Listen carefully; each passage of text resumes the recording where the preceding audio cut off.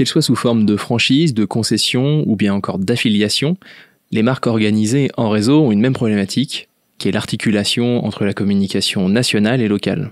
Alors comment réussir à trouver un juste équilibre? Comment retrouver ces synergies entre le terrain et la marque nationale? C'est ce qu'on va voir aujourd'hui avec Carole. Salut Carole.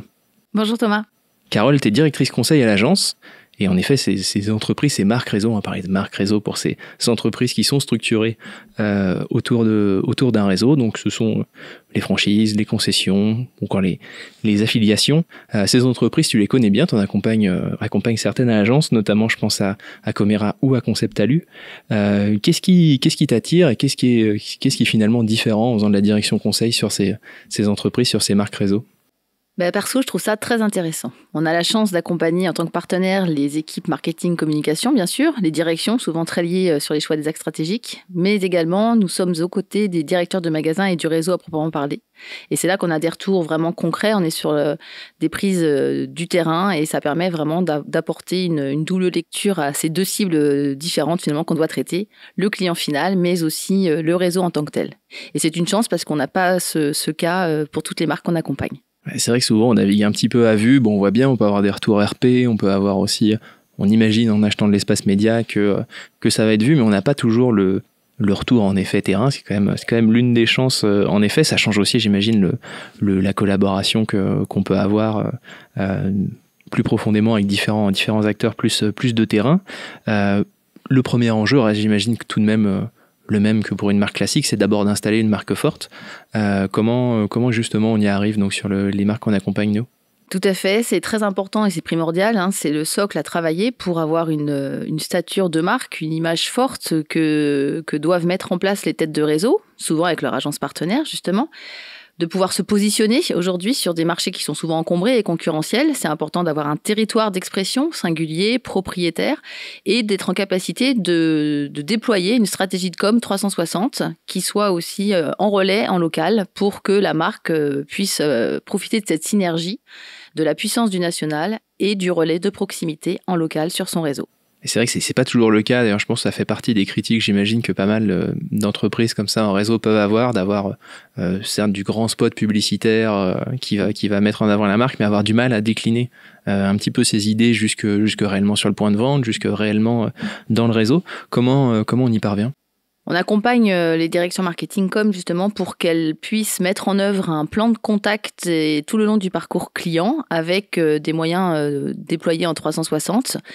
C'est notamment la construction d'un plan annuel de communication assez rythmé, soutenu par des actions de communication nationale et qu'on incite fortement à relayer en local auprès des directeurs de magasins au sein de leur région, au sein de leur zone de chalandise, pour qu'elles mutualisent la visibilité de façon plus proche de leur point de vente.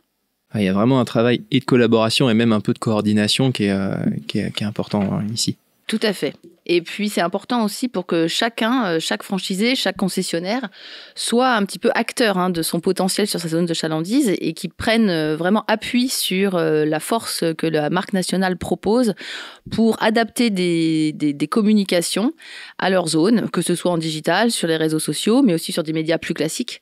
Charge à eux de relayer en presse, en affichage ou en radio encore les temps forts qui sont proposés par la marque afin de profiter d'un cercle vertueux qui va permettre d'activer la performance business. Ouais, là, il faut vraiment que chacun fasse sa part. On peut pas non plus tout attendre de la marque nationale, même si bien sûr elle doit créer un élan. Et puis il y a de nouveaux médias aussi. On a parlé autour de cette table il y a pas si longtemps que ça, notamment de la télé segmentée, qui fait partie donc un petit peu de ces nouvelles offres qui sont intéressantes pour les marques à réseau. Est-ce que c'est des choses que nous on a pu faire? Est-ce que c'est pour toi, c'est en effet un média clé aujourd'hui pour les marques réseau? Tout à fait. On n'a plus besoin d'attendre d'avoir 300 magasins ou 1 million à mettre sur la table pour passer sur le média le plus puissant, qui reste à savoir toujours la télé. C'est l'occasion effectivement de profiter d'une alternative aujourd'hui très performante que propose la télé segmentée, avec des avantages majeurs que peut permettre d'obtenir cette solution d'achat pour des marques réseau challenger, un petit peu moyenne sur un maillage de territoire pas tout à fait à 100%, et avec parfois aussi des moyens un peu plus limités. La télé segmentée permet d'avoir un achat d'espace classique tout en bénéficiant d'avantages à proprement parler d'efficience, et avec une vraie posture héroïste. Pourquoi ? Parce qu'on va être au plus près des réalités terrain. Ça va permettre de cibler plus fortement une audience affinitaire avec les prospects et les acheteurs qu'on cherche demain. Ça permet aussi d'éviter une déperdition quand on ne couvre pas un territoire tout entier. Ça permet d'être vraiment ciblé de là où on est. Et puis enfin, ça irradie encore plus les zones de chalandise sur lesquelles on veut être présent pour permettre, encore une fois, d'obtenir la meilleure répétition et la meilleure notoriété autour de notre enseigne et de faire le relais sur les magasins proches de ces zones. Ça peut bien sûr, ça peut pas être le seul média, hein. Il y a un équilibre à trouver sur différents aspects, mais c'est en effet un bon moyen d'acquisition. J'imagine qu'il doit être complété également par d'autres médias. L'une des grandes spécificités aussi de la communication et qui permet ce juste équilibre national-local, c'est l'animation du réseau. Je sais que c'est quelque chose que tu fais beaucoup. Est-ce que tu veux nous parler un petit peu là aussi de comment la communication a un rôle dans cette animation ? Tout à fait, l'animation réseau, c'est ce qu'on aime faire à l'agence. C'est ce que j'apprécie aussi fortement dans ces accompagnements qu'on fait pour ces marques-là, parce que on a la chance de pouvoir accompagner les directions auprès de leur réseau, leurs ambassadeurs, notamment à travers des commissions communication.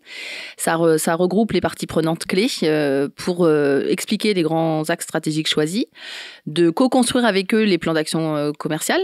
Ça permet aussi de rendre cohérents les déploiements ensuite qui seront faits auprès de leurs coéquipiers en région. Et on a une vraie prise, encore une fois, liée à leurs problématiques terrain, à leur activité en réel pour ajuster au mieux nos plans et nos réflexions. Donc c'est souvent des formats collectifs assez participatif sur des échanges qui donnent vraiment une vie concrète à nos actions de com et à nos conseils, et c'est très riche. C'est souvent des moments particulièrement passionnants, que ce soit en congrès également ou en réunion régionale. Ça permet d'avancer vraiment nos choix et de voir comment c'est compris et garanti d'être le plus fortement déployé par la suite, parce qu'il y a une bonne adhésion avec ces ambassadeurs. Mais il y a un enjeu aussi d'expliquer, d'emmener, et puis voilà, de s'assurer que la stratégie, les partis pris de communication, ils même plus que convaincre, qu'ils puissent séduire vraiment les personnes qui ensuite seront en première ligne, quoi. Tout à fait. C'est pour ça que ces moments-là sont importants. Puis c'est aussi des moments sympas, quand même, faut le dire. C'est aussi des moments où on rencontre, où on sort un petit peu des bureaux, et qui sont aussi des bons moments. L'idée, c'est vraiment de faire d'embarquer vraiment l'ensemble du réseau et de motiver autour d'un cap que se donne l'enseigne. Et donc, il y a des jalons aussi qui sont posés. Quand on accompagne une marque réseau, souvent, c'est pour plusieurs années, parce qu'il faut embarquer, il faut poser et développer l'ensemble des assets de communication. Ça passe par des étapes. Et plus on avance avec les directeurs de magasins, plus on sent qu'il y a une confiance qui s'établit, il y a une proximité. Et c'est notre culture pragmatique de l'approche qu'on a ici à la com chez The Lynx qui nous permet d'avoir une double lecture entre des intuitions et des convictions profondes et une confrontation au business et aux besoins réels des directeurs de magasins qui sont au quotidien en frontal avec les clients. Puis c'est vrai que je sais aussi que tu l'as fait encore il n'y a pas si longtemps que ça, tu vas les voir. Tout aussi, à fait. Alors directement ça aussi, j'apprécie fortement. Sur les visites, il y a ces grands messes, il y a ces moments un petit peu d'annonce comme ça où on est content de pouvoir montrer un peu nos travaux et puis d'avoir les retours terrain. Et puis il y a ces moments plus informels où toi aussi tu vas en boutique, tu vas sur les lieux de vente. Ouais, les visites terrain, c'est fondamental dans une relation. On commence souvent d'ailleurs avant d'accompagner un réseau par connaître ses points de vente, son univers, et on y retourne régulièrement pour prendre le pouls un petit peu de la réalité terrain, donner des conseils en local, échanger avec les directeurs. Et c'est ce qui nous amène aussi parfois à proposer, au-delà d'une visite de showroom, des conseils sur une présence en local, parce qu'ils n'ont pas forcément le temps ou les connaissances pour être plus forts sur leur zone de chalandise. Et puis on propose également à l'agence des accompagnements, on va dire, personnels sous forme un petit peu de coach pour être meilleur en présence sociale et digitale. On a monté une académie pour former les directeurs de réseau à être plus visibles, plus forts sur leur présence en social media. Alors, à construire leur plan de com. Ça prend quelle forme? Alors dis-moi cette académie du coup. Alors, on a des séances en visio qu'on propose de façon un petit peu webinaire et webmaster avec un guide qui leur est livré à la fin. On a des sessions pour les novices, mais on a des sessions aussi de perfectionnement pour ceux qui sont déjà bien ancrés dans leur com locale et qui veulent aller plus loin. Et puis ensuite, il y a un suivi qui est proposé par nos équipes en interne pour les accompagner en one-to-one sur une meilleure visibilité et cohérence aussi des prises de parole qu'ils ont sur leur page en local notamment. Et là aussi, ça permet d'ailleurs une cohérence plus forte entre... Forcément, on peut être fil rouge et s'assurer que ce qui est décliné en local et sur les différents réseaux, les pages, les lieux de vente qui forcément sont à la main du réseau, c'est bien normal, soit cohérent avec ce qu'on peut dire en national. C'est tout à fait l'enjeu qu'on cherche à obtenir. C'est qu'il y ait le moins de dissonance possible entre ce qui est proposé au national et la réalité en local, qu'il y ait vraiment une cohérence 360 entre l'ensemble du réseau. Carole, si tu devais donner un dernier conseil aujourd'hui pour ces marques réseau, ce serait lequel ? Je pense qu'on peut peut-être résumer 5 grands enjeux pour accompagner les marques réseau. Je pense que le premier, c'est vraiment de construire une vraie synergie entre le storytelling de la marque forte en national et les moyens pour déployer de façon homogène sur l'ensemble du parcours client les actions en local. Le deuxième point, ce serait vraiment de donner les clés au réseau pour être plus visible, plus fort sur leur zone de chalandise et de pouvoir déployer des moyens de visibilité en dehors peut-être de la dépendance du search qu'on a aujourd'hui et qu'on a de plus en plus du mal à tenir parce que le contexte est très inflationniste sur le coût au lead dans des marques réseau qui ont bénéficié notamment d'une embellie pendant les années Covid. Depuis, ça se durcit. Donc, c'est important de trouver d'autres voies pour être encore plus performant.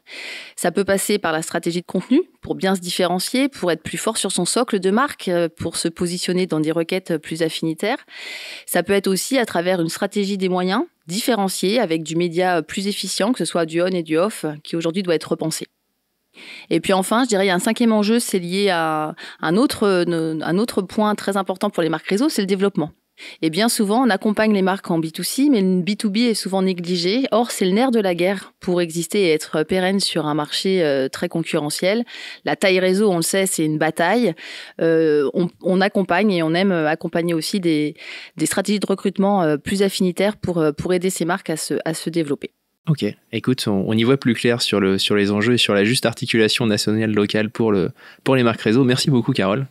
Ben merci Thomas, et puis j'ai envie de finir par le fait qu'on s'appelle The Links, et donc les liens, c'est ce qu'on met en œuvre pour nos marques réseau, et on est ravis. Merci beaucoup, merci Carole. Merci Thomas. Et merci à vous d'avoir suivi cet échange. On parlait des liens, vous pouvez retrouver les différents épisodes UV sur notre site, thelinks.fr. À bientôt.